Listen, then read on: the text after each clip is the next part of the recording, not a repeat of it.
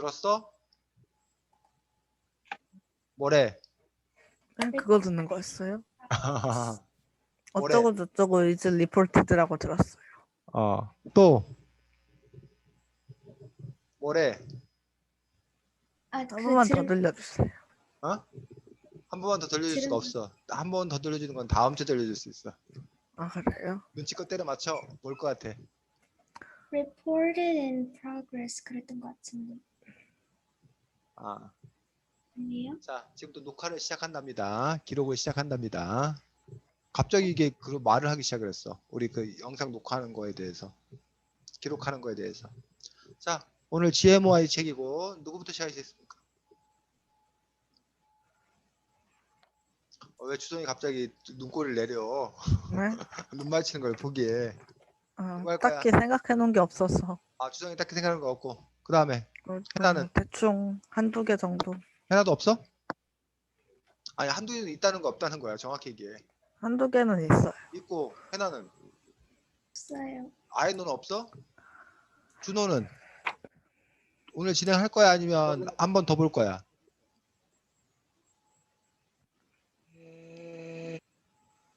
생각은 해왔어, 준호야? 오늘 뭐 진행할 건지? 몰라요. 어? 그, 야, 준호야, 네가 뭐 생각해왔는지 안 해왔는지를 너는 알지, 뭘 몰라. 그냥 너가 생각해왔는지 안 해왔는지 그것만 얘기하면 된다고. 생각해봤어요. 생각해왔어? 좀. 그래. 그러면 네, 주성이가 좀. 먼저 하고 그 다음에 준호가 하고 생각 안 해온 해나는 우리 비웃자. 숙제도 안 해온 놈 하면서 비웃자. 자, 주성이부터 시작하겠습니다. 네. GMO 식품하고 GMOI에 대해 어떻게 생각하나요?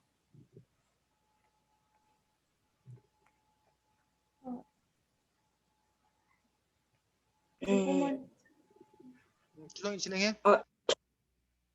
제가 누구 먼저 할지 고르면 돼요? 골라도 되고 손든 사람 있으면 손든 사람 시키면 되고 손든 사람이 없으면 너가 지명해도 되고 아니면 너부터 얘기해도 되고 뭐 편하게 주성이가 진행하면 됩니다. 해. 네. 얘기할 사람 없나요?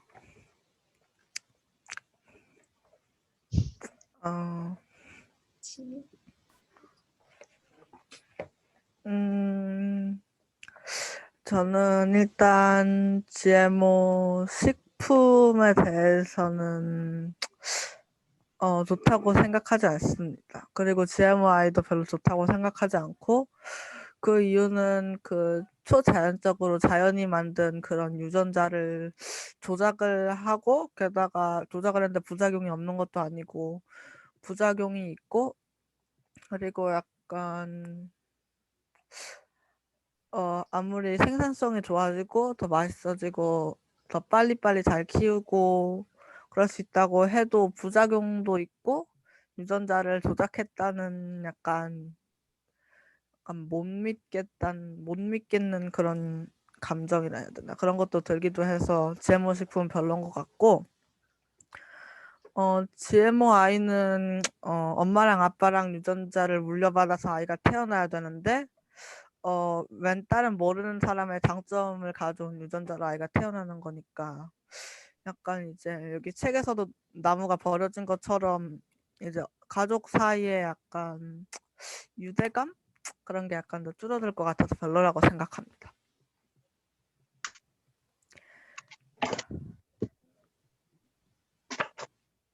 네. GMO 식품은 괜찮다고 생각했고 GMOI는 아니라고 생각했습니다.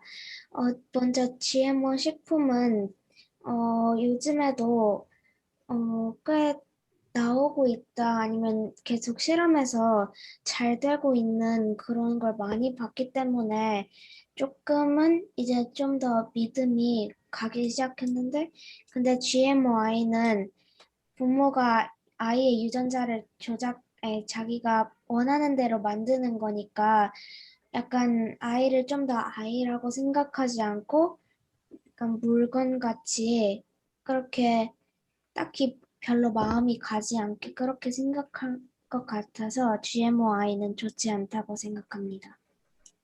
네. 음, 저,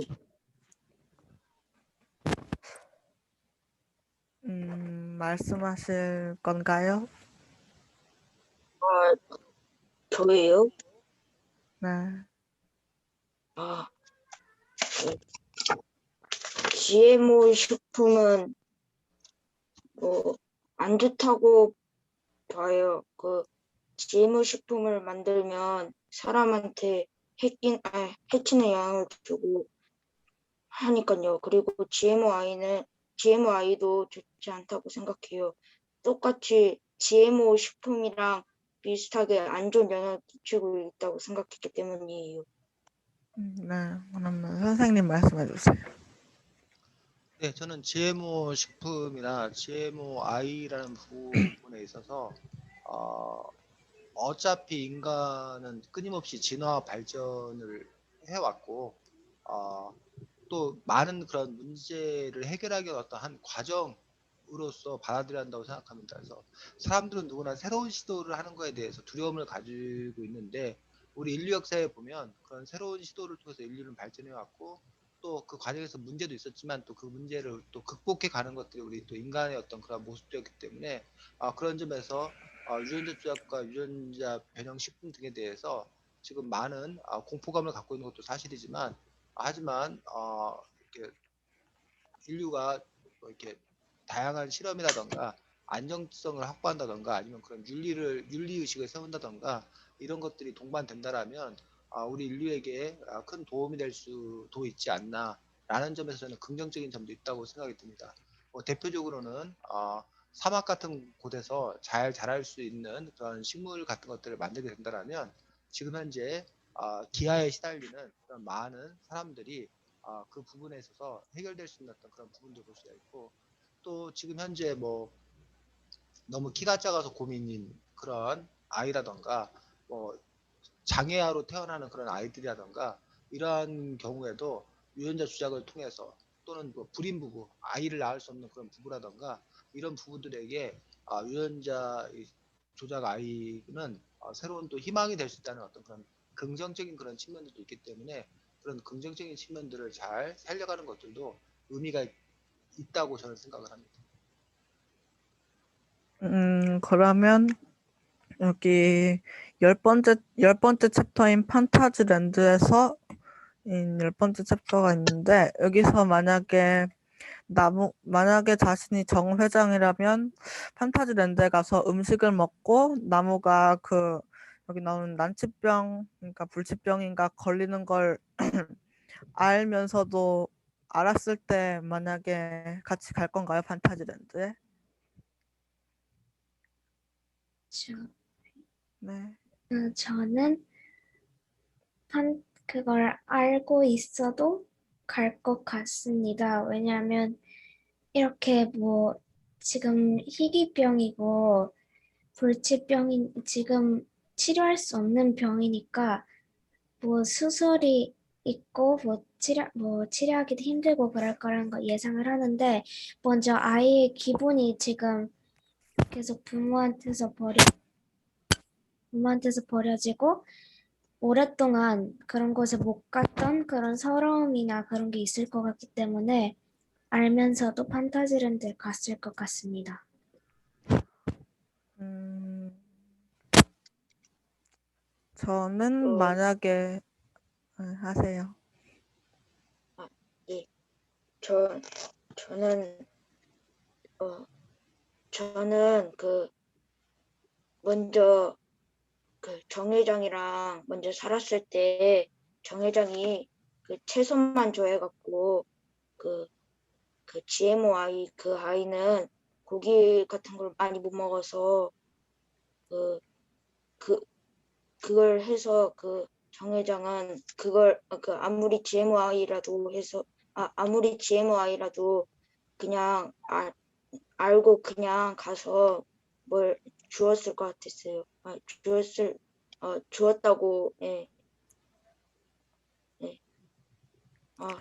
알고 어떻게 해야 되나. 저는 같이 가지 않았을 것 같습니다.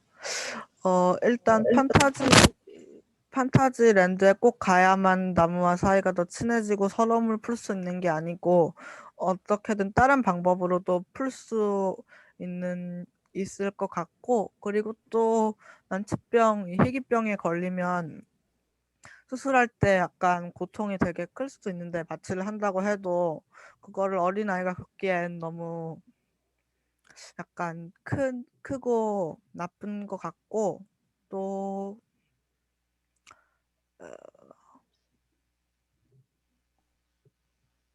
네. 그러면 선생님 말씀해 주세요. 저는 같이 가는 걸 선택하겠습니다. 이 아이가 그렇게 심각한 병인 있는 상태를 몰랐더라면, 모르는 경우에는 뭐 몰랐으니까 당연히 아이의 소원을 들어주고 아이와 친하게 지낸다는 점에서 가는 선택을 할 것이고, 이 아이가 그런 난치병에 걸렸다 하더라도 저는 그걸 알았다 하더라도 저는 갈 겁니다.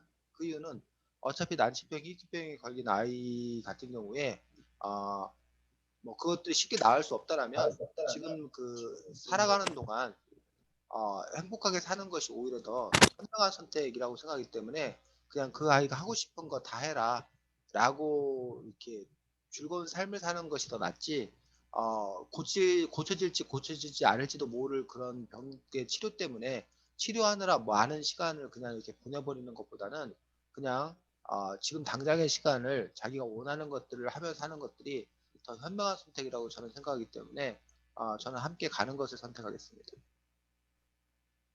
까지 할게요. 네. 자, 늘 쌤이 얘기하지만, 이선배 씨 이야기는 단지 뭐일 뿐이야?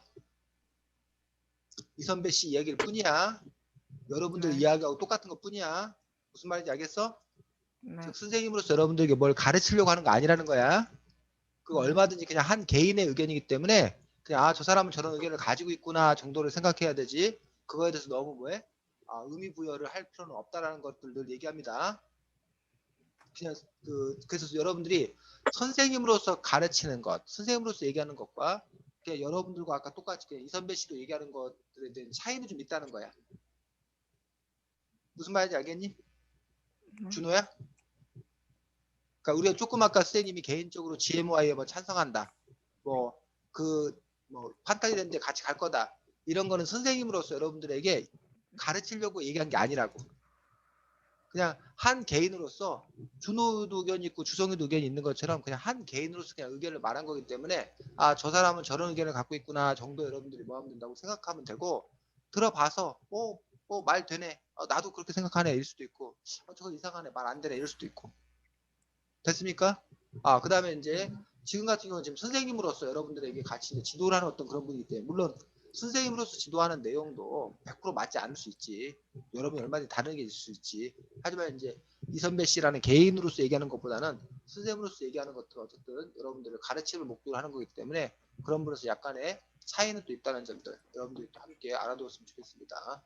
선생님 개인적으로는 선생님의 의견으로 인해서 여러분에게 영향을 미치기를 바라지 않습니다.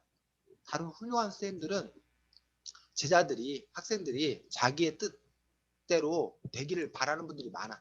자기가 올바른 걸 이렇게 가르친다고 생각이 들어서 그걸 아이들이 잘 배워야 한다고 생각하는 분들이 많이 계셔. 근데 선생님은 그렇게 생각하지 않습니다. 선생님은 그냥 여러분이나 나나 다 같은 그냥 사람이고 의견이고, 그냥 그 부분들에서 결국 그 선택은 누가 하는 거라고 생각해? 여러분 각자가 선택하는 거라고 생각하기 때문에 그런 부분에서 좀 이렇게 오해가 없었으면 좋겠다는 그런 바람을 갖고 있습니다. 자, 주성이가 사실은 제안한 문제가 이 책에서 제일 중요한 문제인 거지. 자, 이 책을 쓰신 문서희 선생님인가? 문서희 선생님은 GMOI와 그 GMO 유전자 조작 식품에 대한 입장이 뭘까? 준호야. 준호가 보기에는 이 문서희 선생님 입장은 뭘 것 같아? GMO 음식을 안 먹는 것. 해나는 어떻게 생각해? GMOI나 GMO 식품이나 좀 반대하는 의견이 있는 것 같아요. 주성이는. 저도 반대하는 의견인 것 같아요. 자, 그렇게 생각한 근거를 누가 한번 들어서 얘기해 볼 수 있을까? 왜 문세인 선생님은 여러분들이 지금 다 같이 GMOI 또는 유전자 식품에 대해서 반대하는 의견을 피력하는 걸로 여러분들이 느꼈는지 그렇게 생각하게 된 근거를 갖고 한번 또 얘기해 보죠. 주성이.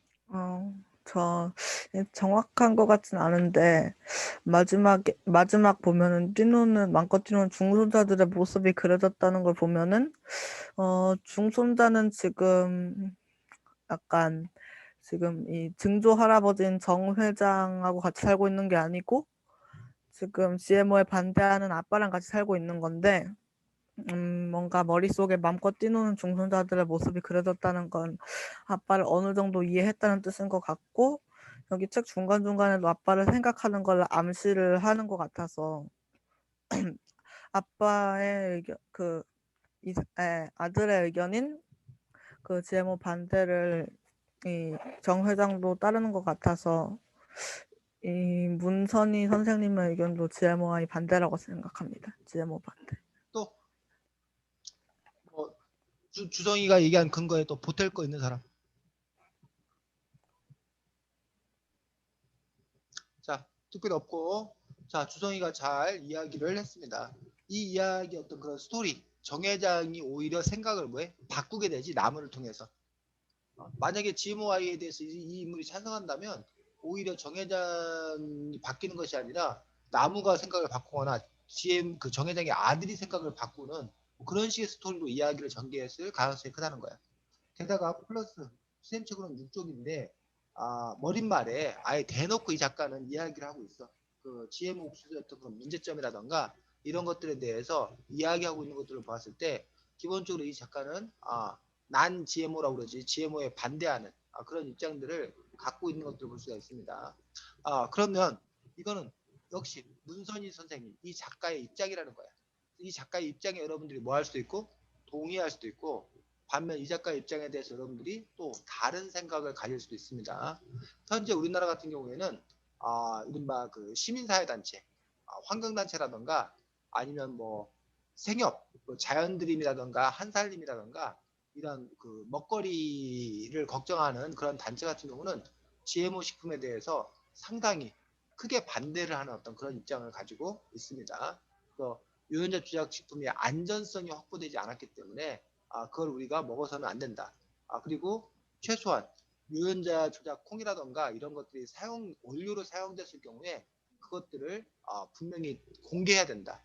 그래서 우리 소비자가 GMO 식품을 먹지 않을 선택할 수 있는 어떤 그런 권리를 부여해야 된다라는 어떤 그런 요구들을 계속하고 있는 어떤 그런 상황들입니다. 반면 과학계, 농업계 이런 쪽은 GMO 식품에 대해서 환영하는 부분도 있습니다. 노골적으로 겉으로 드러내진 않지만 산업계라든가 이런 곳에서는 GMO 식품에 대해서 환영하는 어떤 그런 이유들은 GMO 옥수수나 GMO 콩 덕분에 생산량이 많이 늘어서 그걸 바탕으로 해서 값싼 원료를 확보해서 다양한 제품을 만들 수 있게 되었다라는 점에서 어쨌든 긍정성들을 주장하고 있는 또 그런 상황인 것들을 볼 수가 있습니다. GMOI는 조금 더 복잡합니다. GMOI는 사람을 상대로 하는 거기 때문에 윤리적인 어떤 그런 문제를 갖고 있고 특히 GMOI에 대해서 가장 강력하게 반대하는 곳은 천주교, 기독교 같은 그런 종교계에서 아주 강하게 반대를 하고 있습니다. 그 이유는 왜 종교계에서 강하게 반대하고 있을까? 여러분들 생각하기에 종교계에서 왜 반대를 할까? GMOI, 유전자 조작 사람에 대해서, 인간에 대해서. 인간을 만드는 건 그런 느낌이 있는 것 같아요. 그렇지. 그건 신의 영역이라고 생각하는 거야. 그 신의 영역이 어떤 신이 우리 인간을 창조했다고 믿는 것들이 종교의 기본인데 신의 영역에 인간이 도전한다는 것은 그 신의 분노를 살 일이고 그래서는 정말 큰일 난다라는 어떤 그런 종교적인 어떤 그런 입장에서 윤리적인 입장, 철학적 입장에서 반대하는 이유들은 그럼 아주 사람이란 어떤 존재인가, 사람이란 무엇인 건가에 대해서 근본적인 물음이 생긴다는 어떤 그런 부분들, 그런 부분들 때문에 역시 철학계나 이런 쪽에서도 반대하는 어떤 그런 부분들이 꽤 많이 있는 것들이 사실입니다. 반면 GMOI에 대해서 찬성하는 쪽은 역시 그 기업, 산업 쪽에서 앞으로 우리의 저출산 때문에 아이를 낳지 않고 뭐 이런 그 상황에서 GMY나 뭐 이런 것들을 통해서 우수한 인재를 확보할 수 있다는 어떤 그런 측면들, 그런 측면에서 이제 긍정적인 어떤 그런 부분이 있다라고 얘기를 하고 있고, 의학 쪽에서도 우리가 영원히 풀리지 않을 것 같은 어떤 그런 문제, 그 죽음의 문제, 라던가 노화, 늙음의 문제, 이런 문제들을 어떻게든 해결하고 싶은 거예요. 근데 그 해결하는 어떤 그런 방법들 중에 하나가 뭘 통해서? 바로 이 GMY를 통해서 그런 문제를 해결할 수 있지 않겠는 건가라는 어떤 그런 기대들을 하고 있는 그런 상황인 것들을 볼 수가 있습니다. 그래서 이건 사실 상당히 이렇게 뜨거운 논쟁거리고 앞으로도 계속 이제 그 문제가 되고 있는 그런 부분들을 볼 수가 있는데, 아마 어쩌면 주성이나 해나나 준호는 나중에 선택해야 될지도 몰라. 이 책에 나오는 정회장처럼 냉동인간을 선택을 하든지, 아니면 여러분들이 여러분의 유전자를 갖고 있는 복제인간을 선택을 하든지, 아니면 여러분이 나중에 결혼해서 아이를 낳았을 때 그냥 자연적으로 아이를 낳을 것인지, 아니면 유전자 주작을 통해서 여러분의 아이를 낳을 것인지, 그런 부분에서 여러분들 어쩌면 선택해야 되는 그런 상황일지도 모릅니다. 그래서 쌤이 정확히는 모르겠는데 사실 그런 얘기까지 들었어. 현재 유전자 주작 아이에 대해서 어느 정도까지 되냐면 눈동자 색깔은 선택할 수 있는 정도는 됐다는 거야. 그래서 우리가 지금 우리나라는 대부분 이게 검정 눈동자잖아. 근데 어떤 저기는 파란 눈동자도 있고 뭐 이렇게 눈동자가 그 나라 그 인종마다 다르잖아. 그런 점에서 눈동자 정도는 선택할 수 있는 어떤 그런 수준까지 와 있지 않냐라고 얘기하는 그런 부분들을 볼 수가 있습니다. 자, 근데 유전자 주작 전에도 사실은 품종 개량이라고 혹시 알아? 품종 개량? 그런 것 같아요. 그래서 과거에도 품종 개량은 계속 했었어.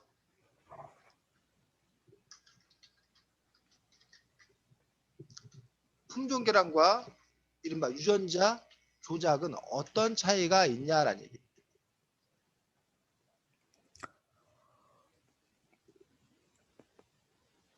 자, 그래서 그 뭐라고 해야 되지? 진화 과정에서 그 자연 선택이라고 해서 어, 다윈이 진화론을 주장하면서 그 여러분 나중에 이제 생물 시간 뭐 이런 데 배울 내용인데, 우성 유전자와 열성 아니고 열성 유전자가 있어서 뭐가 살아남는다는 거야? 우성은 우수한 성질의 유전자라는 거야. 열성은 열등한 성질의 유전자라는 거야. 근데 그것들 중에서 결국 누구만 살아남는 거야? 우성 유전자만 살아남아서 그 결과 점차적으로 진화가 이루어진다라는 얘기를 하고 있어. 이런 것도 이제 우리가 자연 선택이라고 그래서 살아남기 위해서 점점 더 좋은 유전자들을 가진 개체만 살아남고 열등한 유전자를 갖고 있는 개체들은 사라진다. 근데 이런 것들이 일어나려면 수십만 년이 지나야 이런 일들이 일어난다는 거야. 수천 년도 아니고 수만 년, 수십만 년을 통해서 이런 것들이 아주 조금씩 일어난다는 거야. 요 과정이. 근데 이제 뭐는 품종 개량은 누구에 의해서? 사람들에 의해서. 그 사람들에 의해서 사람들이 일부러 좋은 품종을 갖고 있는 것끼리 서로 이제 교배를 시켜. 서로 이제 그 생식을 시켜. 짝짓기를 시켜. 쉽게 말하면. 그러면 쉽게 말하면 이거야. 키 큰 사람들끼리 결혼을 시키면 그 자식이 키 큰 사람이 나올 가능성이 뭐하다는 거야? 크다는 거야. 그런 식으로 해서 점점 뭐 키를 키우게 한다던가, 건강한 사람들끼리 뭐 이렇게 해서 그 건강한 그런 유전자를 갖고 있는 사람을 태어나게 한다던가, 이런 식으로 하는 것들을 우리가 뭐라고 그런다? 품종 개량이라고 이야기한다는 거예요.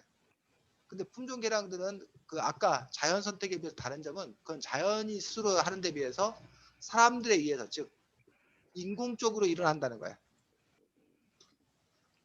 그게 아까 그 자연 선택하고 이 품종 개량하고 가장 커다란 차이점이에요. 그리고 뭐에 의해서? 생식에 의해서, 즉 짝짓기에 의해서 벌어진다는 거예요. 대신 아까 그거는 수만 년, 수십만 년이 걸렸지만 이거는 그냥 뭐에? 몇 년 동안에 걸쳐서, 몇 년 동안에 걸쳐서 이렇게 몇 번 이렇게 그런 작업을 하면 우수한 유전자를 갖고 있는 그런 품종, 씨앗을 뭐 할 수 있다는 거야? 얻어낼 수 있다는 거야. 이러한 품종 개량에 앞장서는 사람들, 후생학, 우생학을 연구한 어떤 그런 사람들. 그래서 여러분들 혹시 그 갑자기 선생님 생각이 안 나네. 그 사람들 씨 없는 수박 혹시 얘기 우장춘 박사를 혹시 들어봤어? 이 우장춘 박사가 이 씨 없는 수박 같은 그런 새로운 품종의 그런 수박을 만들어내는 그런 부분들이 다 이런 품종 개량의 어떤 그런 결과들이란 거야.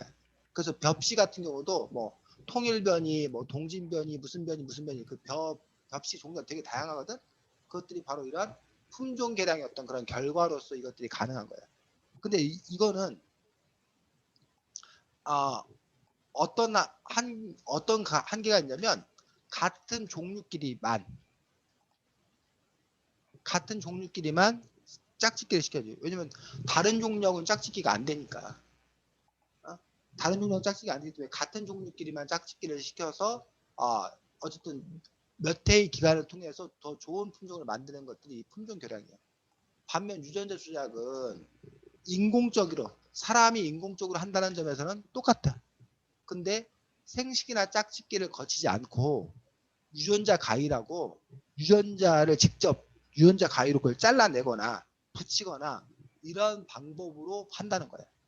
그래서 같은 종류가 아니라 다른 종류도 가능하다는 거예요. 다른 종류와도 가능하다는 거예요. 그리고 아까 이거는 뭐 수년이 걸렸다면 그래도 이게 수십만 년 걸리던 거에 비하면 수년이 걸린 건 되게 줄어든 거잖아. 근데 이건 수년이 아니라 그냥 뭐예요? 아주 뭐한 시간에 짧은 시간에 새로운 그러한 품종을 얻을 수 있다는 것도 유전자 조작의 가장 큰 차이예요. 그래서 이 유전자 조작의 대표적인 어떤 그런 예가 뭐냐면 우리가 벽의 그 벽시를 품종 개량을 한다고 해도 막 영하 20도에서 자랄 수 있는 그런 벽시를 만들 수는 없다는 거예요. 품종 개량을 통해서는. 그런데 유전자 조작을 통해서는 그게 가능하다는 거예요. 어떤 방식으로 가능하냐? 영하 20도에서도 살 수 있는 그 식물들이 있을 거 아니야. 그 식물의 유전자 중에서 그 영하 20도에서 견디는 그 성질을 갖고 있는 거를 잘라내서 이 벽시에다 뭐 한다는 거야? 붙여준다는 거야. 그럼 이 벽시가 영하 20도에서도 뭐 할 수 있다는 거야? 살 수 있다는 거지. 또는 어떤 그 강한 농약이 있어. 그 강한 농약을 뿌려서 거기서도 그 내성이 생긴, 그러니까 농약을 견딜 수 있는 그런 식물이 있으면 그 식물에서 그걸 뽑아내. 그 다음에 그걸 콩에다가 그 유전자를 붙여. 그래서 콩을 심으면 잡초들이 많이 나잖아. 같이. 그럼 그 농약을 뿌려버려. 그럼 다른 잡초들은 싹 뭐하고? 그 농약 때문에 죽고 그 콩만 뭐 하는 거야? 살아남는 거야. 이러면 뭐 할 필요 없다는 거야. 그 풀 뽑아주느라고 고생할 필요가 하나도 없다는 거지. 이런 식으로 유전자 조작을 통해서 더 많은 수확량을 얻는 건 물론이거니와 더 병에도 안 걸리고, 더 조건이 아주 안 좋은 조건, 사막에서 잘 자라는, 지금은 물이 없으면 그 잘 못 자라잖아 식물들이. 근데 뭐 사막에서 자랄 수 있는 어떤 그런 식물을 만다던가 이런 식으로 그런 지금 유전자 조작을 하고 있는 어떤 그런 부분들을 볼 수가 있다는 거지. 근데 그거를 누구에게도 적용하겠다는 거야? 사람에게도 적용하겠다는 거야. 그러니까 사람들은 요즘에는 기껏해야 뭐 나중에 커서 호르몬 주사를 더 맞아갖고 뭐 키를 좀 더 크게 한다던가 아니면 뭐 지금 성형수술에서 뭐 쌍꺼풀 수술을 만든다던가 뭐 이런 걸 하는 거잖아. 근데 애당초 쌍꺼풀을 결정짓는 그 유전자가 있거든. 그럼 그 유전자를 가져다가 아기 그 수정하는 그 유전자에다 넣겠다는 거야. 그럼 그 애가 태어날 때부터 뭐가 되는 거야? 쌍꺼풀을 가진 애가 태어나겠지. 또 우리 그 피부를 결정하는 유전자가 있잖아. 근데 우리가 지금 뭐 확인 중인데 자기는 백인종이 되고 싶어. 그럼 백인종의 유전자를 가져다가 내 수정하는 거에다가 그걸 집어넣겠다는 거야. 그럼 우리 아이는 뭐가 돼 태어나는 거야? 백인이 돼 태어나는 거야. 머리 색깔을 결정하는 유전자가 있을 거 아니야. 그럼 금발머리 애를 키우고 싶다. 그럼 금발머리 유전자를 가져다가 그걸 조합해서 금발머리 갖고 있는 애를 태어나게 할 수 있다는 거야. 그러니까 이런 시도를 하겠다는 거지. 그래서 그런 부분에 있어서 이것들이 지금 현재 점차적으로 기술적으로 가능해지고 있는 어떤 그런 시대 속에 지금 여러분들이 살아가고 있다는 거죠. 근데 그거에 대해서 이제 그 우려, 걱정을 하는 쪽에서는 그렇게 유전자 조작을 했을 경우에 어떤 돌연변이가 생길지 모른다. 이쪽에서처럼 또 어떤 희귀 질환에 걸릴지 모른다. 라고 주장을 해. 그리고 실제 그런 실험 결과가 있다라고 주장을 해. 반면 찬성하는 쪽에서는 그것들이 그렇게 크게 인간에게 나쁜 영향을 끼친다는 아무런 실험 결과가 없다는 거예요. 본격적인 실험 결과가 없다는 거예요. 그거에 대해서 다시 반대하는 쪽에서는 아직 안 나타난 것일 뿐 안전하다는 것도 보장이 없다는 거예요. 그래서 지금 계속 싸우는 거야. 야, 네가 뭐야 위험하다는 증거 대봐. 이쪽에서 너 안전하다는 증거 대봐. 서로 모르는 거야 사실. 그렇기 때문에 이 부분에 대한 어떤 그런 논쟁이 계속되고 있고 논쟁의 점은 사실 이것만 있는 것이 아니라 다른 부분도 많은 논쟁을 갖고 있습니다. 과연 그렇게까지 해야 돼? 그렇게까지 농산물을 더 수확을 해야 돼? 이미 농산물은 우리 70억 인구가 먹고 살 만큼 충분히 있다. 그런 방법까지 쓸 필요는 없다고 주장하는 사람들도 있어요. 반면 아니다. 지금 식량이 아직도 뭐하다? 부족하다. 그러니 식량 생산을 더 뭐해서 늘려서 그래서 기아와 빈곤에 시달린 사람들이 더 먹을 수 있도록 해야 한다. 라는 어떤 그런 주장을 갖고 있는 어떤 그런 사람들도 있다는 거죠. 그런 점에 있어서 어쨌든 이 문제는 앞으로도 계속 뜨거운 어떤 그런 문제가 될 수 있고 또 과학과도 관련돼 있고 아까 말했듯이 윤리와도 관련돼 있기 때문에 여러분들이 그런 부분에서 사실 더 지금 미리 입장을 결정하기보다는 더 많은 자료를 바탕으로 더 많은 정보를 바탕으로 여러분들이 나중에 서서히 결정을 해도 되리라고 생각하기 때문에 그 분야에 대해서 여러분들이 관심을 가지고 우선 공부하는 것도 좀 필요하지 않나 그런 생각을 했습니다. 자, 선생님 얘기가 설명이 좀 길었습니다. 자, 다음 준호 준비한 거 가지고 진행해 보도록 하겠습니다. 준호야? 질문이요? 너가 뭐 무슨 얘기를 같이 하고 싶었어? 질문. 그 질문이었어요? 아까 질문 준비했다는 거 아니었어? 뭐 얘기할 건지 생각했다는 거 아니었어? 아니야? 다른 거 말한 줄 알았어요. 그래. 그러면 뭐 얘기할 건지 생각 안 했었어? 안 했어? 좀 떠오를까 말까 하긴 한데, 그래. 너 편한 대로 해. 아까 주성이가 했던 것처럼 뭐 GMOI나 뭐 이런 거에 대한 찬성반대 입장을 물어본다던가 아니면 뭐 이렇게 등장인물의 행동 선택에 대해서 입장을 물어보는 어떤 그런 의견을 얘기할 수도 있고 아니면 이 책의 어떤 부분에 대해서 네가 좀 논의하고 싶고 토의하고 싶고 있으면 그런 문제를 제기해도 되고 아니면 뭐 이해가 잘 안 되는 부분이 있으면 아니면 뭘 더 알아봐야 될 부분이 있으면 그런 부분에서 얘기할 수도 있고 뭐 다양하게 가능한데 준비 안 됐으면 다음 주부터 하면 됩니다. 준비됐으면 지금 하면 되고 준비 안 됐으면 다음 주부터 하면 되고 어떻게 할까요, 준호야?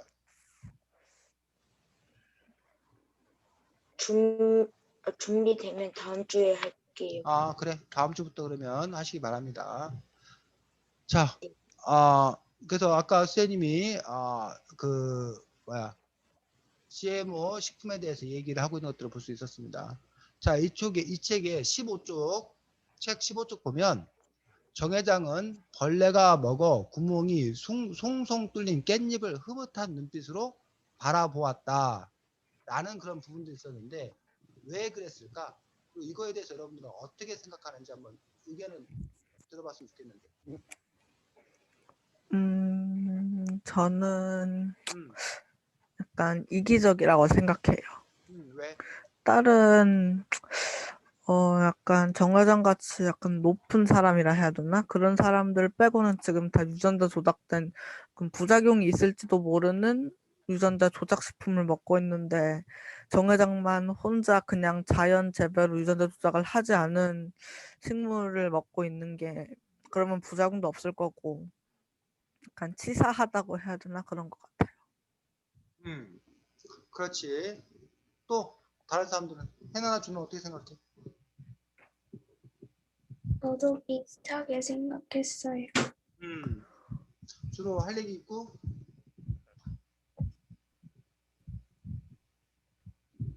저도 비슷해요. 자, 그래서 지금 여러분이 말한 대로 이 정회장의 어떤 그런 이중성을 이 작가는 얘기하고 있어서 이 정회장에 대해서 별로 안 좋게 그리고 있는 그런 모습들 중에 하나이기도 합니다.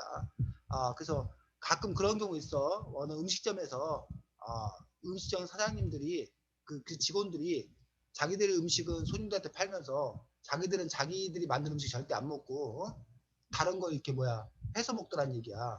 그러니까 그 이유들이 왜 그랬더니 이걸 어떻게 내 몸도 생각해야지 아니면 뭐 우리 자식들한테 절대 그거 못 먹게 한다는 거야. 자기들 식품을. 왜? 몸에 뭐 하니까? 안 좋으니까. 그러니까 어떤 식당은 대놓고 그러니까 우리도 이거 먹어요. 우리 자식들도 이거 먹어요. 라고 하면서 이제 내가 먹을 거예요. 내 자식에게 먹이는 심정으로 내가 이 음식을 뭐 합니다? 만듭니다. 이런 그 마케팅을 하는 그런 경우들도 있는데 어쨌든 이 사람들은 정회장 자신 자체가 GMO 식품으로 돈을 벌지만 정작 본인은 뭐 하지 않는 거야. GMO 식품을 먹지 않는 그런 이중성을 이렇게 보여주고 있는 그런 부분이라고 생각이 듭니다. 자, 이 책은 미래사회를 배경으로 쓰고 있는 것들을 볼 수가 있습니다. 그런데 이 책의 내용을 보다 보면 미래사회를 배경으로 쓰고 있는데 이미 현재인 것들도 몇 가지가 있어. 예를 들면 26쪽 책 봐볼까? 정 회장이 10분이 지나자 정 회장은 천천히 벽 쪽으로 걸어갔다. 리모컨을 누르자 한쪽 벽면이 대형 입체 화면으로 바뀌었다. 숲이라고 적힌 버튼을 눌렀다. 나무 선택 메뉴가 떠올랐다. 정 회장의 선택에 따라 벽면은 상수리 나무 숲으로 변했다. 뭐 이런 식으로 쭉 나오는데 뭐 냄새가 코를 찔렀다. 뭐 바람이 불 때마다 숲에서 나는 뭐 이런 식으로 나오는데 요거 같은 경우는 요즘에 뭘로? VR 알아? VR로 이런 부분들이 상당히 뭐해진 거야. 가능해진 어떤 그런 부분들을 볼 수가 있는 거지. VR 체험해본 사람? VR 체험이 뭐 준호. 정확히 어떤 건지. VR로 뭐 체험해봤어? VR 만들어갖고 그냥 휴대폰으로 한 다음에 휴대폰 장착하고 VR 체험해본 적이 있어요. 그래. 휴대폰에다가 요즘에 무슨 VR 그 게임방? 무슨 VR 그 체험방? 뭐 이런 것도 있다던데? 온라인은. 그러니까 VR 그 HMD라고 하는 그 안경 써서 하는 그거 말하는 거예요? 그것도 있고, 그것도 되고. 네, 닌텐도 라보 해본 적 있어요. 해나는? 쌤도 아직 그 신문물을 한 번도 체험을 못했습니다. 그래서 쌤님 그 페이스북 친구가 자랑을 하는 거야. VR을 뭐 30몇만 원짜리 하나 샀더니 그러고 요즘 탁구를 한대. 요즘 그 코로나19 때문에 탁구장을 못 가는데 VR 쓰고 탁구를 하는데 정말 진짜 탁구하는 것과 똑같은 어떤 그런 느낌이고 게다가 전 세계 사람들하고 뭐 하셨다는 거야. 탁구하면서 서로 이야기도 하고 해서 아주 좋다고 이야기하는 어떤 그런 부분을 볼 수가 있고 쌤이 그건 뭐 VR까지 아니지만 요즘에 그 뭐지 스크린 골프장도 있고 뭐 스크린 야구장도 있고 스크린 양궁장도 있고 다 그 실내 경기가 다 실내로 이렇게 들어와서 할 수 있는 어떤 그런 부분들이 가능해진 어떤 그런 시대 속에 우리가 살고 있는 것도 볼 수 있고 요즘 최고로 그 발달된 그 단어들 중에 혹시 메타버스라고 들어봤어요? 메타버스요? 메타버스. 아니요. 메타버스라고 해서 뭐 그걸 뭐라고 해야 되나? 가상 세계에 또 다른 그런 공간을 만드는 거야. 그래서 거기에서 해나의 그 아바타라고 해야 되나? 그런 캐릭터가 거기서 활동을 해. 거기서 그래서 그 이번에 그 블랙핑크인가? 그런 가수들이 사인회를 열었어. 사인회를 여는데 실제 사인회에서는 이렇게 한 사람 한 사람 줄 서서 얘기를 했대잖아. 근데 수천만 명이 동시에 접속해서 수천만 명이 사인도 해주고 그런 그 가상 세계에서 마치 실제에서 벌어진 일과 같은 일들이 벌어진다는 거예요. 쌤이 지난주 토요일 날 방송 들은 거는 그런 어떤 업체에서 땅을 판대. 그러니까 뭐 서울 땅, 무슨 뭐 잠실 땅 이런 거를 뭐 미국의 무슨 자유여신상이나 그런 땅을 이렇게 판다는 거야. 실제로 그걸 사고 팔고 한다는 거야. 그럼 그 가상 세계에서 그 땅은 누구게 되는 거야? 자기게 되는 거야. 지금 생각하면 좀 말이 안 되는 것 같은데 거기에 지금 현재 실제로 평당 한 3만 원. 실제 땅은 평당 그 비싼 땅은 평당 1억도 넘고 하는데 그거에 비해 많이 싸긴 하지만 근데 그것들이 앞으로는 실제 그 안에서 사고팔고하는 어떤 그런 행위가 일어날 거고, 그래서 실제로 그러니까 우리가 지금 선생님하고 여러분하고 이렇게 사는 이 세상이 하나가 있고, 지금까지는 우리가 보통 게임 세상이라고 하는 어떤 그런 세상인데, 그게 더 현실화돼 가지고 그 게임 속 세상이지만 그 안에서 똑같이 수업도 일어나고 뭐 쇼핑도 일어나고, 그런 부분에서 가상의 세계와 현실의 세계가 이렇게 넘나드는 그런 세상이, 이제는 책 속에나 나왔던 이야기였는데 이제는 이미 뭐야? 선택의 어떤 그런 상황으로 바뀌고 있는 어떤 그런 상황들을 또 이야기하고 있는 것들을 볼 수가 있습니다. 그럼 이 책에서 보면 여러분들이 봤을 때 이미 그 현실로 좀 나타나 있는 부분의 기술들이라던가와 아직은 꿈인, 아직은 그 이야기 속에 있는 어떤 그런 기술들을 한번 나누어서 한번 얘기해 볼까? 이 책에 나와 있는 것들 중에 여러분들이 봤을 때 기억에 남는 기술들, 미래 세계 펼쳐지는 것도 어떤 게 있었나? GMO의 책 중에서. 어,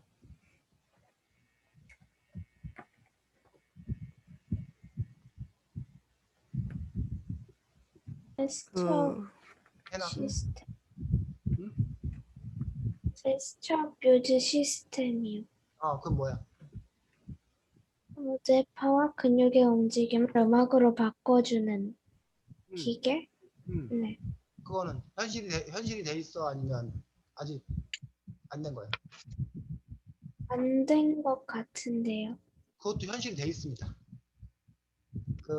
그래서 지금 현재 그 장애인들 중에 그 뭐야, 눈 깜빡거리는 걸 가지고서 저기를 컴퓨터를 조작할 수 있게 됐어.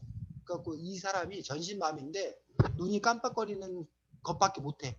근데 그걸로 시도 쓰고 글도 쓰고 저기 대화도 하고 그런 식으로 이제 그 바꿔주는 어떤 그런 부분들이고, 요즘에 그 자기 그 뇌파의 움직임에 따라서 뭘 조작하거나 이런 것들이 이미, 물론 이제 아직 대중화는 안 됐습니다. 그러니까 사람들이 널리 대중화는 안 됐지만 이미 그것들도 이제 이렇게 현실이 되어 있는 그런 부분들을 볼 수가 있습니다. 또 저는 여기 나무에 뭐라 하지? 어쨌든 그 앵무새 무쌍? 그 기술이 신기했어요. 그 기술이 뭐였다고? 신기했어요. 알아서 아, 진화를 한다고 하니까. 그 부분도 지금 현재 두 가지 부분으로 가능한데, 이미 그 나온 거 알아? 그 애완 로봇 나온 거 알아? 애완 로봇은 나온 거 알아요. 애완 로봇이 나왔고, 이 이야기는 여러분들은 좀 잘 모를 것 같은데 옛날에 그 다마구치라는 게임기가 있었어. 그 다마구치라는 요만한 게임기가 있었는데, 그 게임기에서 그, 그 애완용 동물에게 잘 돌봐줘야 돼. 안 그러면 이 애완용 동물이 죽어, 나중에. 그 게임 안에서. 그런 건데, 이거를 그 게임기 안에, 그러니까 2차원 세계였는데, 여기는 실제 이제 형태를 가진 어떤 그런 걸로 자기가 상상을 더해가지고, 이렇게 만든 어떤 그런 부분들을 볼 수가 있고, 지금 그 애완용 로봇이 상당히 많이 이렇게 발전을 해가지고, 거의 뭐 이렇게 실제 그 뭐 개나 뭐 이런 것과 거의 비슷한 수준까지 이렇게 왔다고. 물론 이제 아직은 이렇게 뭐야, 촉감 뭐 이런 것들을 이렇게 따라가지는 못하는 어떤 그런 부분이 있다고 그러는데, 그래서 앞으로도 이제 그 애완용 로봇 애완견을 키우고 싶은데 털 날린다고 비염 있거나 알러지 있는 사람들이 이렇게 못 키우잖아. 또 하나는 그 똥 치우기 싫다고. 또 세 번째는 그 기르던 애완견이 뭐였을 때 죽었을 때 너무 그 상처가 커서 그런 거에 대한 트라우마 두려움 있는 사람도 있는데, 이 문제가 다 이제 뭐 되는 거야. 애완용 로봇을 키우게 되면 해결되는 어떤 그런 부분을 볼 수가 있는데, 근데 과연 그 애완용 로봇을 통해서도 실제 생명을 키우는 것과 같은 그런 느낌을 가질 수 있을 거냐, 아니면 단지 뭐에 불과할 거냐, 돈 주고 산 상품에 불과하기 때문에 오히려 그 생명을 너무 이렇게 낮추게 되는, 생명을 너무 천시하게 되는 그런 부작용이 생길 거냐에 대한 어떤 그런 또 논쟁이 또 있는 것들이 사실입니다. 준호는 이 책에 나와 있는 그 미래 그 부분들 중에서 혹시 눈에 띄는 게 뭐가 있었어? 기억에 남는 게? 우주에서 우주 호텔 그 사는 거, 그 우주에서 사는 거요.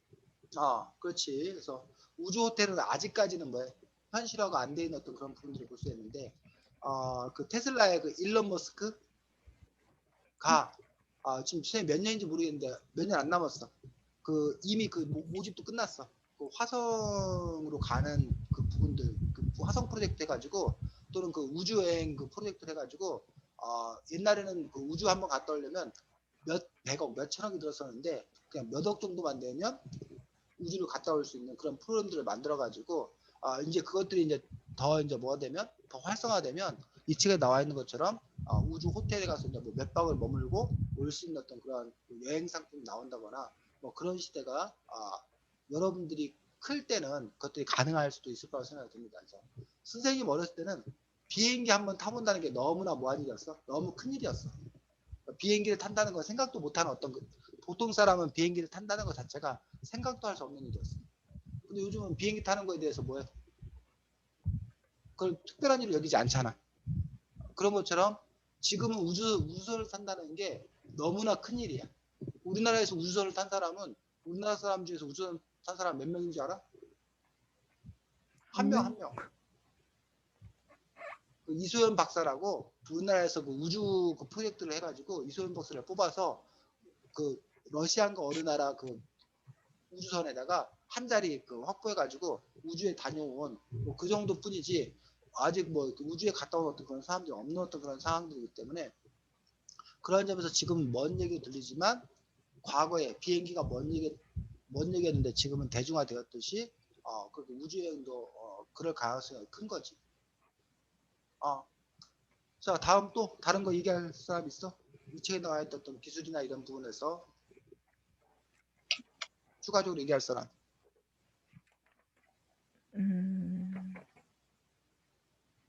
자 없으면 자 37쪽 잠깐 보도록 하겠습니다. 37쪽과 40쪽에 기업이란 어떤 존재인 건가라는 부분에서 논쟁, 토론이 되고 있습니다. 기업은 어떤 역할이다라는 거에 대해서 두 가지 주장이 나오는데 기업의 역할에 대해서 두 가지 역할 뭐하고 뭐가 나오나? 37쪽과 40쪽 을 보면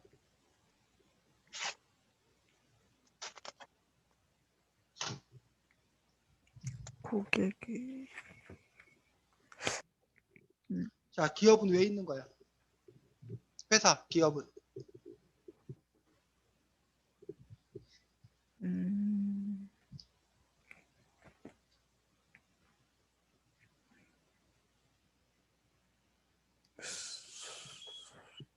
음, 주성이는 생각에 회사가 왜 있어? 회사는 왜 주성이가 회사를 경영한다면 왜 회사를 경영할 것 같아? 고객이 원하는 대로 사업 계획을 짜기 위해서. 고객이 원하는 대로 뭘 하기 위해서 고객이 원하는 대로 뭘 해주기 위해서 하는 거다. 그럼 봉사단체네? 주성이가 생각하는 회사는? 아니요, 그건 아닌데. 그건 아니야? 고객이 원하는 대로 해주는 이유는 뭔데 주성아? 이윤을 목적으로. 이유는 목적으로. 그래서 우리가 보통 회사나 기업을 하는 가장 커다란 이유는 이윤을 목적으로 한다라고 얘기를 하고 있어. 그래서 이 책에서 이윤을 목적으로 하는 쪽의 주장은 뭐인 거야?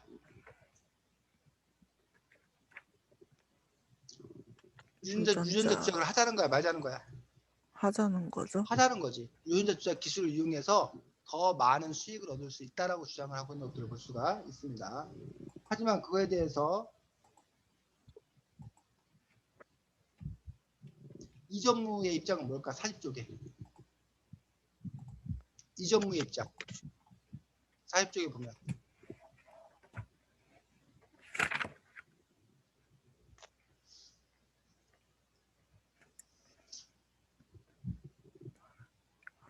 사회적 책임을 져야 한다. 기업이 사회적 책임을 져야 된다. 사회적 의무를 다해야 된다라고 이야기하고 있는 걸 볼 수 있습니다.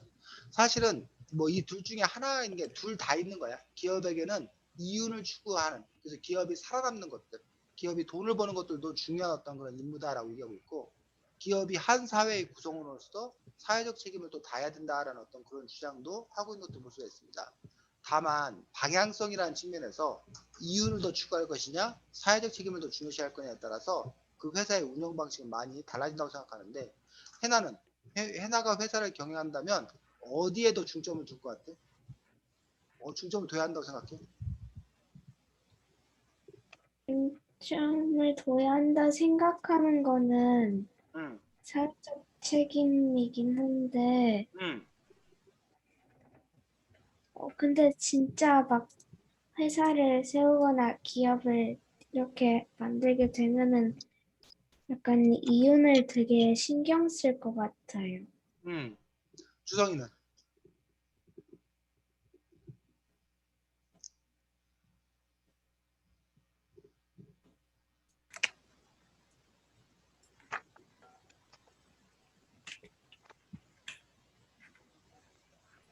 고민스러워? 음, 준호는?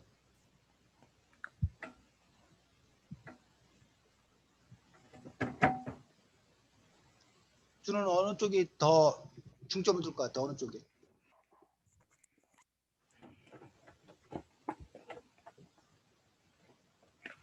아, 응?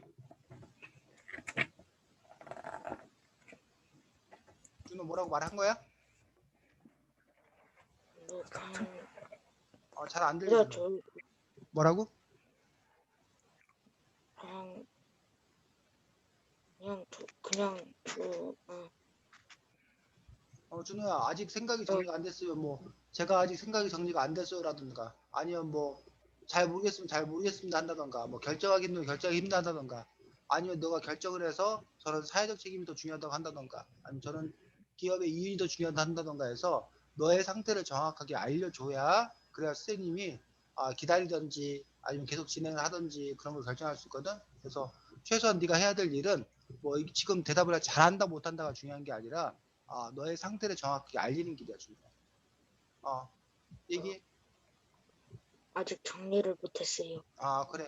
그래서 뭐 사실 이거는 뭐 지금 당장 결정할 수 있는 문제도 아니고 또 지금 생각은 이렇지만 여러분이 살아가면서 또 그 생각이 바뀔 수도 있는 그런 부분들을 볼 수가 있습니다. 그래서 기업의 이윤이 우선이다라는 쪽에서는 기업은 사람들을 많이 고용하고 그 사람들에게 월급을 주고 또 아까 소비자들이 만족하는 그런 제품을 생산하고 또 그게 번 돈을 국가에 세금을 내고 이것만으로도 그 기업이 사회적 책임을 다했다.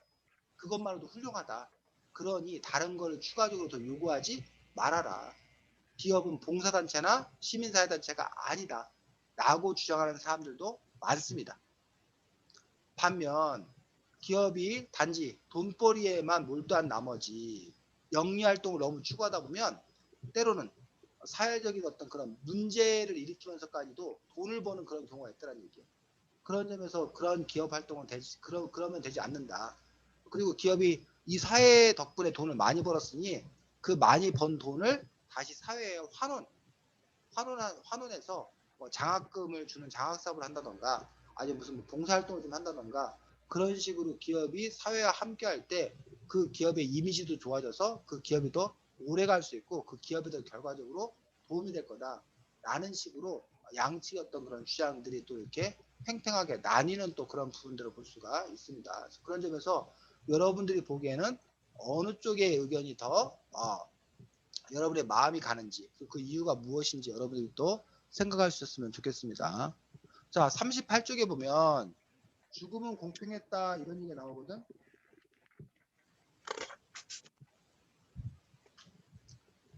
다어체 수중도에 그나마 죽는 것만큼은 가진 자나 그렇지 못한 자나 모두한테 공평하다고 생각했죠. 그런데 지금은 어떻습니까? 하면서 죽음마저도 공평할 수 없게 되었다라는 얘기를 하고 있는데 이 말이 무슨 뜻인지 이렇게 된 거에 대해서 어떻게 생각하는지 한번 이야기를 나눠봤으면 좋겠습니다. 주성이. 음, 어, 주성이가 보기에 죽음은 공평해? 아니면 공평하지 않아? 현재 우리 사는 사회 속에서. 현재는 의료 서비스를 못 받아서 그렇게 완벽하게 공평하다고 할 수는 없는데, 여기 이 GMY라는 책에 나오는 것보다는 공평한 것 같아요. 음. 그럼 그런 현상에 대해서 공평하지 않다고 얘기했는데 공평하지 않은 현상에 대해서 어쩔 수 없는 일이다라고 생각하는지 아니면 그걸 뭐 개선해야 한다고 생각하는지 그거에 대한 너의 입장은 뭐야? 개선도 해야겠지만, 가진 사람은 자신이 노력을 안 했거나 실패한 거기 때문에 자신의 재력 그런 게 발목을 잡는 게 맞는 것 같아요. 해나. 지금이 진짜 약간 의료에 의학 그 병원에서 치료를 받지 못해서 죽는 사람도 있고 하니까 죽음이 공평하진 않다고 생각을 했고 저도 주성이랑 비슷하게 그냥 지금 혼자 돈 벌고 아니, 다 같이 나눠 받는 게 아니라 돈을 벌고 그걸 자기가 쓰는 거니까 어쩔 수 없는 일이다라고 생각했어요. 주도. 비슷해요. 자, 우리가 코로나19 상황에서 처음에 코로나19가 퍼졌을 때만 해도 공평하다고 그랬어. 왜? 코로나19가 그 공기나 이런 걸로 인해서 전염이 되다 보니까 가난한 사람이든 부자든 코로나19에 감염될 가능성은 똑같잖아. 그런 점에서 코로나19의 그런 질병은 가난한 사람이 부자한테 누구나 올 수 있다. 그러니까 다 같이 조심해야 된다. 뭐 이런 차원으로 얘기했단 말이야. 근데 막상 코로나19가 보니까 공평하다라는 거야, 공평하지 않다라는 거야? 공평하지 않다라는 얘기야. 왜 공평하지 않냐? 부자들이나 이런 사람들은 코로나19가 되니까 코로나19가 없는 지역으로 섬이나 이런 데로 피시를 가. 그리고 직장에 안 나가. 왜? 부자들은 직장 안 나가도 뭐 할 수 있으니까. 먹고 살 먹고 수 살 수 있으니까. 있으니까. 근데 가난한 사람들은 당장 일 안 나가면 어떻게 되니까? 먹고 살 수 없으니까 일하러 나가더란 얘기야. 일하러 나가니까 그만큼 노출되고 그만큼 병에 걸릴 가능성이 뭐하게 되고 크게 되고 이런 부분에서 공평하지 않구나라는 생각들을 사람들이 하기 시작할 거야. 두 번째로 마스크나 이런 거 구하는 것들도 지금이야 뭐 마스크 가격이 안정돼서 그나마 다행인데 사실은 또 보면 마스크도 못 구하는 어떤 그런 또 더 가난한 어떤 그런 형태에 있는 사람들이 실제로 존재하다라는 얘기. 세 번째, 요즘에 이제 가장 큰 문제가 되는 게 바로 백신. 그 백신을 구하는 데 있어서 미국은 백신을 개발하고 미국 사람들한테 백신을 막 나눠주잖아.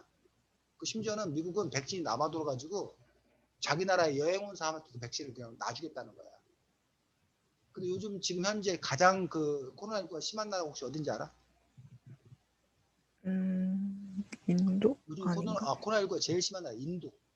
수십만 명이 매일 수십만 명이 지금 코로나19가 걸리고 사람들이 죽어나가는데도 어떻게 뭐 처리할 수 없는 어떤 그런 끔찍한 상황에 지금 이렇게 인도가 직면해 있는데 그 사람들에게 세계적으로 백신은 이미 뭐 돼 있지만 개발되어 있지만 그들에게까지 그 백신이 도달하기까지는 아예 또 한참 순번이 걸릴 거라는 얘기예요. 심지어 우리나라도 돈은 있는데 백신을 제때 공급받지 못한다는 이유로 정부가 비난을 받고 있기도 하고 뭐 이런 상황이라는 얘기지. 그런 상황에서 과연 이 죽음 옛날에는 그냥 병 걸리면 죽는다 이런 식으로 누구나 죽는다 이런 식으로 죽음이 공평한 거라고 얘기했지만 지금 현재는 죽음이 공평하지 않는 어떤 그런 세상 속에 살고 있는 거고 그렇다면 과연 죽음이 공평해야 하는 건가라는 부분에 대해서 아까 주성이처럼 그거 어쩔 수 없지 않냐 그 개개인의 어떤 그런 차이가 있지 않냐라는 그런 주장을 펼 수도 있고 또 어떤 사람은 죽음은 그래도 공평해야 되는 거 아니냐라는 어떤 그런 부분들에서 그 나라에서 최소한의 의료 서비스 이런 것들은 기본적으로 제공을 해줌으로써 그 사람들 살릴 수 있는 사람들은 살아야 되지 않겠느냐 또 이런 주장을 하고 있는 것들을 볼 수가 있습니다. 자 42 사회협선 쪽에 보면 그 애완 로봇 무쌍인가에 대해서 그 회의를 해. 그 애완 로봇이 나중에 자살을 하도록 설정이 돼 있잖아. 근데 이거를 7단계로 진화하는 걸 설정할 건가 3단계로 할 건가에 대해서 막 토론을 하거든 그 회사 내에서 7단계로 하는 것과 3단계로 하는 거는 어떤 차이가 있는지 그 여러분이 그 회사 사장이라면 여러분은 7단계로 설정할 건지 3단계로 설정할 건지 그거에 대해서 한번 얘기를 해봤으면 좋겠거든. 준호는 어때?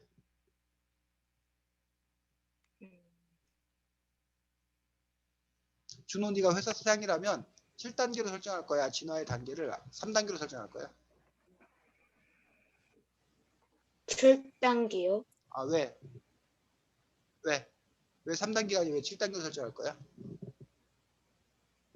7단계로 해야지 뭔가 더 효율적이고 더 좋을 것 같아서요. 해나는? 잘 모르겠어요.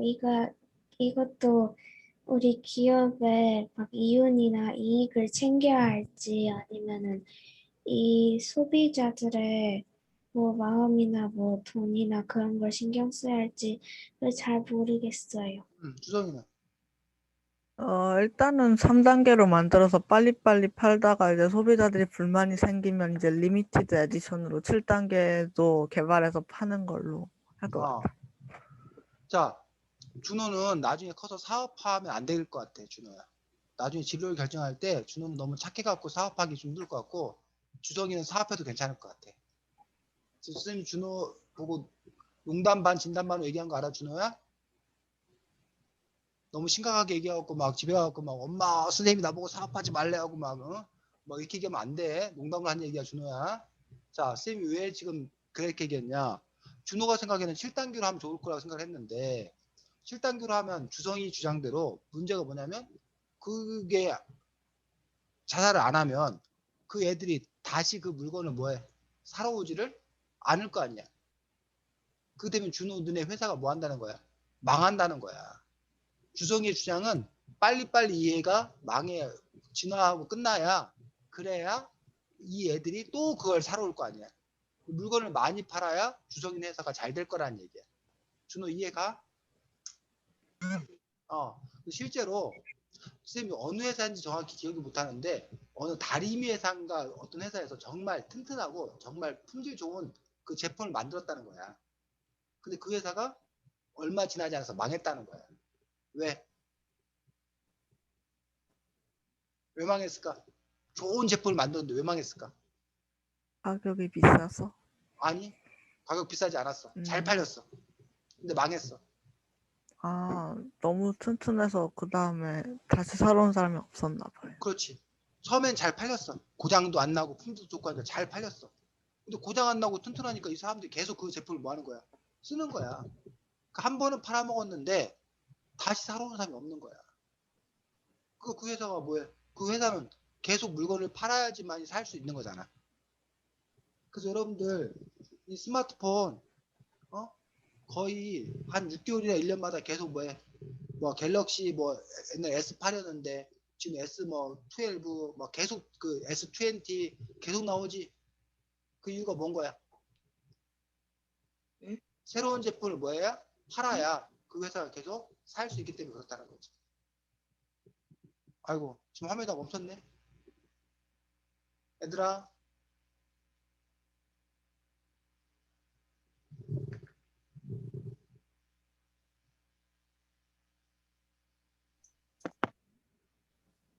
괜찮아?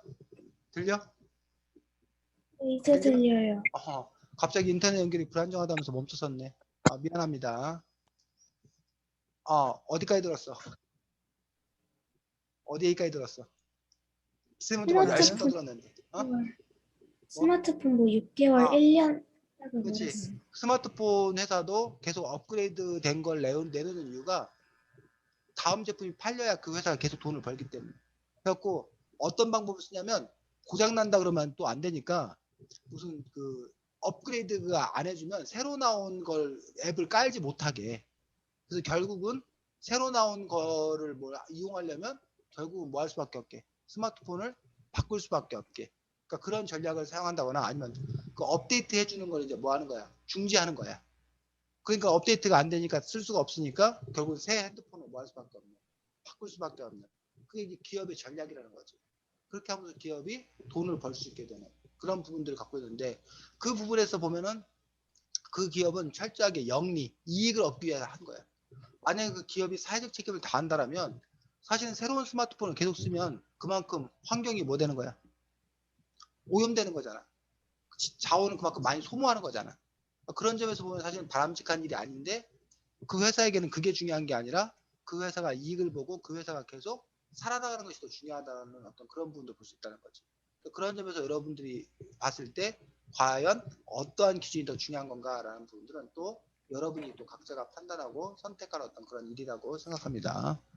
자, 다음 주에는 책이 그렇구나 우리 역사 7권입니다. 그렇구나 우리 역사에서 고려시대 때 고려시대에 관해서 역사 분야에 대해서 얘기하도록 하겠고, 준호야 다음번에는 아까 주성이 했던 것처럼 아니면 선생님이 이렇게 했던 것들처럼 그 책에서 우리가 함께 알아볼 것들, 논의해 볼 것들에 대해서 몇 가지 이야기들을 미리 준비해 와서 준호가 이렇게 진행을 하면 돼. 됐니? 해나도 마찬가지고. 그 책 맞아, 해나. 보여줘. 맞아. 그 책. 그 책 맞습니다. 이 책들 여러분들이 조금 뭐 두께 있는 것 같은데 그림도 많고 내용이 또 뭐 생각보다 어렵지 않습니다. 쉽게 좀 서술되어 있는 편이라서 또 대신 여러분들 이거 잘 읽어두면 중학교, 고등학교 가서도 이렇게 역사 분야에 큰 도움을 받을 수 있기 때문에 시간 내서 잘 읽어보시기 바랍니다. 자, 오늘도 수고 많으셨고 다음 주도 보겠습니다. 잘 지내고 안녕히 안녕. 계세요. 예.